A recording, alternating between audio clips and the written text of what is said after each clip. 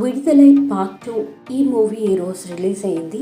ఈ movie review ఎలా ఉందో ఇప్పుడు తెలుసుకుందాం. విజయ్ సేతుపతి, మంజు వారియర్, సూరి, కన్నడ కిషోర్, గౌతమ్ మీనన్, రాజీవ్ మెనన్, జోష్ వెంకట్, అనురాగ్ కశ్యప్. మహారాజా విజయంతో జోరు మీదున్న నటుడు విజయ్ సేతుపతి ఇప్పుడు ఆయన నుంచి వచ్చిన కొత్త సినిమా విడుదలై పార్ట్ 2 గతంలో విజయం సాధించిన విడుదలై పార్ట్ 1 కు కొనసాగింపుగా వెట్రి మెనన్ తెరకెక్కించారు. అసలు కథ ఏంటంటే, కానిస్టేబుల్ కుమరేషన్ సూరి ఇచ్చిన క్లూతో ప్రజాదళం నాయకుడు నక్సల్ పెరుమాల్ అలియాస్ మాస్టర్ విజయ్ సేతుపతిని పోలీసులు అరెస్ట్ చేస్తారు. విడుదలై 1ను ముగించిన సంగతి తెలిసిందే. అక్కడి నుంచి ఈ చిత్రం రెండో భాగం మొదలైంది. పిల్లలకు పాఠాలు చెప్పే మాస్టర్ పెరుమాల్ జమీందారీ వ్యవస్థను చేస్తున్న ఆగడాలన్నిటినీ అడ్డుకునే క్రమంలో దళ నాయకుడిగా ఎలా మారాడు, ఈ ఉద్యమం ప్రయాణంలో మహాలక్ష్మి మంజు వారియర్ తో చిగిరించిన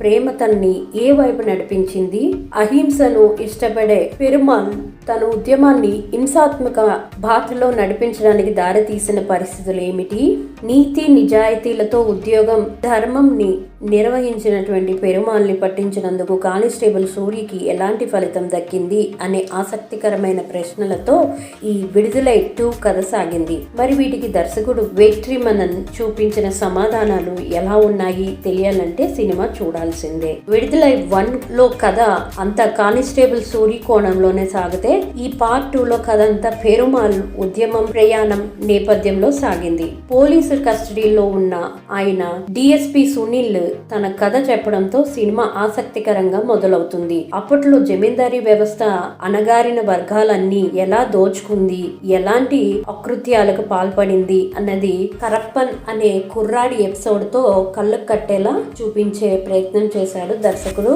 వెట్రి మెనన్. పిల్లలకు పాఠాలు చెప్పే మాస్టర్ గా ఉన్న పెరుమాల్ ను ఉద్యమం వైపు అడుగులు వేయించేలా చేసిన ఎపిసోడ్ ఇది. ఇది ఆద్యంతం రోమాంచితంగానే సాగుతుంది. అక్కడక్కడ హృదయాన్ని బరువెక్కిస్తుంది. నాయకుడు కేకే రాజకీయ తరగతుల వల్ల పెరుమాల్ ఉద్యమం వైపు ఆకర్షితం అవుతాడు.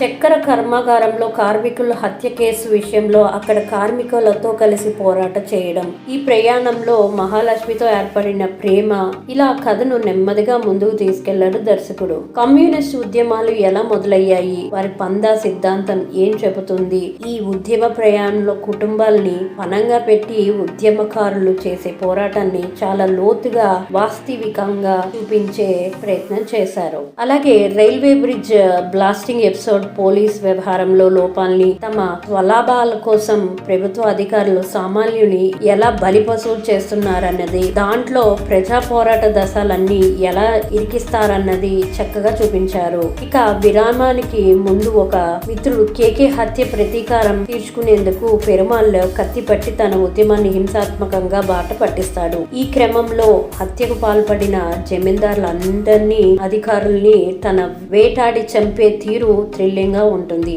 ఆ తర్వాత నుంచి సెకండ్ హాఫ్ అంతా కూడా పెరుమాల్ని అడవిగుండా సరిహద్దులు చెక్ పోస్టులు తరలించే క్రమంలో పోలీసులకు ఎదురయ్యే సవాళ్లు ఒకవైపు, అతన్ని తప్పించుకునేందుకు ప్రజాదళం సభ్యులు చేసే ఎత్తుగడలు మరొక వైపు, ఇలా చూపిస్తూనే సాగింది. ఇక ఈ మూవీలో ప్లస్ ఏంటంటే విజయ్ సేతుపతి నటన అనే చెప్పుకోవాలి, కథలోని ఉన్నటువంటి సహజత్వం అనే చెప్పుకోవాలి. ఫస్ట్ హాఫ్ అలాగే విరామం తర్వాత వచ్చే సన్నివేశాలన్నీ కూడా చాలా బాగున్నాయనే చెప్పుకోవాలి. ఇంకా బలహీనతలు ఏంటి అంటే, చాలా స్లోగా సాగే సన్నివేశాలు, మనకి ఊహకు తగ్గట్టుగా సాగే సన్నివేశాలు ఉండడం అనేది, అలాగే సెకండ్ హాఫ్ కొద్దిగా నచ్చకపోవడం అనేది జరుగుతుంది. ఈ మూవీకి నేను ఇచ్చే రేటింగ్ 3/5. మీకు కానీ వీడియో నచ్చినట్లయితే మర్చిపోకుండా లైక్ చేయండి, subscribe to my channel. Thank you for watching. Please